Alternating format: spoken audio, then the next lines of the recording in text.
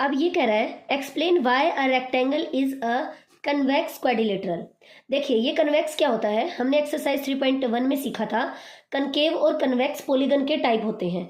यानी कि कन्वेक्स वो पॉलीगन होते हैं जिनके सभी एंगल 90 डिग्री से कम के होते हैं और डायगोनल फिगर के अंदर ही रहते हैं। क्या कैसे समझेंगे।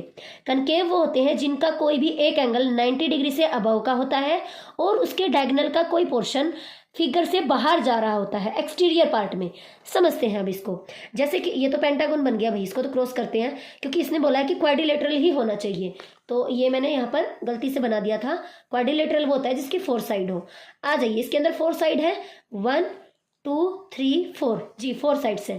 अब हमें देखना है कि ये कन्वेक्स है या कनकेव है। कनकेव के अंदर ऐसे गुफा बनेगी, देखो इसके अंदर घुसने की गुफा बन रही है और देखो ये एंगल है जो 90 डिग्री से अबव का है। ठीक है, दूसरी चीज इसके अंदर क्या मिलेगी, डायगोनल देखना होता है। जैसे अगर मैं यहां से डायगोनल बनाऊं तो देखो इसको छोड़ूंगी, इसका साथ लगता और ये छोड़ूंगी, मैं इस पॉइंट को इससे मिलाऊंगी इसका डायगोनल बनाने के लिए। तो ये मेरा डायगोनल कहाँ चला गया है, फिगर से बाहर। मेरा फिगर तो ये था और डायगोनल कहाँ चला गया, बाहर चला गया है। तो ये हमारे पास में हुआ कनकेव। तो ये एक जो हमारे पास में रेक्टेंगल है, अगर मैं बनाऊं यहाँ पर रेक्टेंगल और अगर हम क्या देखें, इसके डायगोनल को देखें तो ये फिगर के अंदर ही रहते हैं, फिगर से बाहर नहीं जाते और इसके सभी एंगल क्या होते हैं, 90 डिग्री होते हैं, मीन्स 90 से अबव नहीं होते हैं। तो एक्सप्लेन करना है why a rectangle is a convex quadrilateral. तो हम 2 पॉइंट्स लिखेंगे। तो मैंने जो बात समझाई है उसको लिख लिया है, बिकॉज रीजन देंगे हम यहाँ पर 2। एक तो देंगे एंगल के लिए और एक देंगे इसके डायगोनल के लिए। Because no portion of rectangle diagonals in its exterior part, कोई भी इसके डायगोनल का पोर्शन फिगर से बाहर नहीं जा रहा है। दूसरा रीजन क्या है, no angle is greater than 90 degree, इसका कोई भी एंगल 90 डिग्री से ग्रेटर नहीं है। तो ये आप रीजन दे सकते हैं। सबसे पहले हम क्वेश्चन को पढ़ते हैं। क्वेश्चन नंबर 6 है A B C is a right angle triangle. तो इसने सिर्फ ये राइट एंगल ट्रैंगल दे रखा था, ये डॉटेड लाइन से अपने आप से एक्सटेंड करना है, ये हिंट दिया है इसने ब्रैकेट में। ठीक है, अगर ऐसी कोई सिचुएशन आती है तो आप क्वेश्चन कैसे सोल्व करेंगे, ये ऐसे सिखा रहा है।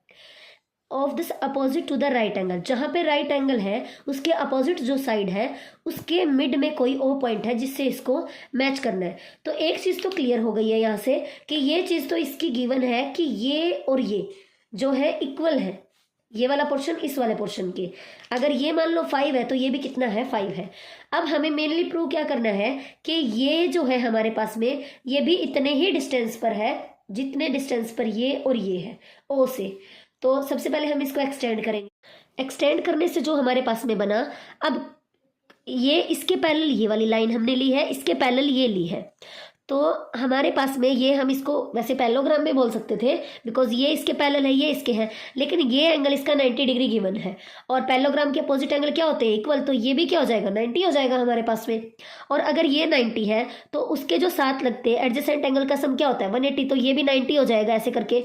तो मैं यहाँ क्या बताना चाह रही हूँ, एक्चुअली में ये क्या बन के आ गया है हमारे पास में, हमने ऊपर वाले क्वेश्चंस में देखा था कि जो रेक्टेंगल होता है उसके डायगोनल जो है बाइसेक्ट करते हैं। बाइसेक्ट का मतलब होता है 2 इक्वल पार्ट्स में बांटना।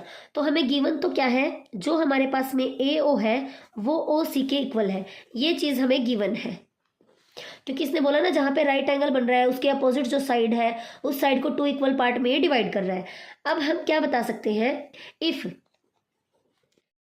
Then if A B C D is a rectangle, अगर ए बी सी डी एक रेक्टेंगल है तो क्या होगा, जो डायगोनल विल बी इक्वल होंगे, आर की जगह विल बी लिख देना, क्या होंगे, इक्वल होंगे, एंड बाइसेक्ट ईच अदर, और एक दूसरे को बाइसेक्ट करेंगे, 2 इक्वल पार्ट में डिवाइड करेंगे।